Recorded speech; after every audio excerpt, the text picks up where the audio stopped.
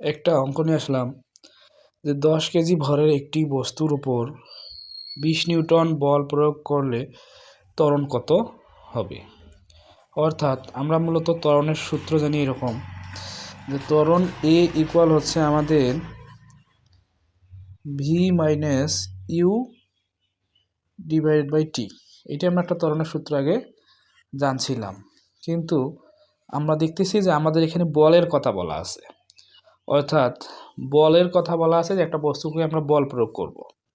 তাহলে আমরা যদি কল্পনা করি এটা একটা আমাদের বস্তু, এই বস্তুটার উপর যদি আমরা বল প্রয়োগ করি সেই বলের পরিমাণ হচ্ছে 20 নিউটন, আর বস্তুটার ভর হচ্ছে এম ইকুয়াল 10 কেজি।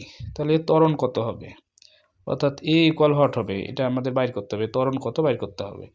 তা আমরা নিউটনের দ্বিতীয় সূত্র থেকে জানছিলাম যে F equal M A, F equal M A. তাহলে এইখানে আমাদের বলের মানও দেওয়া আছে, আমাদের এম অর্থাৎ বস্তুর ভরও দেওয়া আছে। তাহলে তার ক্ষেত্রে আমরা ত্বরণটা বাইর করতে পাবো এইখান থেকে।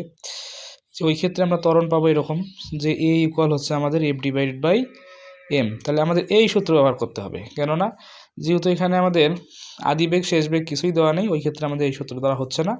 আমরা direct F equal M A এই সূত্র ব্যবহার করব। তাহলে আমরা এখানে লিখে নেই যে এখানে আমাদের বস্তুর ভর ছিল কত কেজি, 10 কেজি।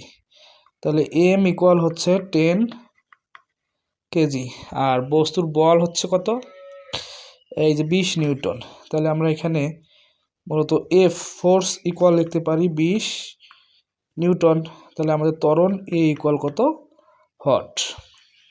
তাহলে ওই ক্ষেত্রে আমরা জানি, তাহলে আমরা লিখতে পারি যে সূত্র লিখবো ডাইরেক্ট।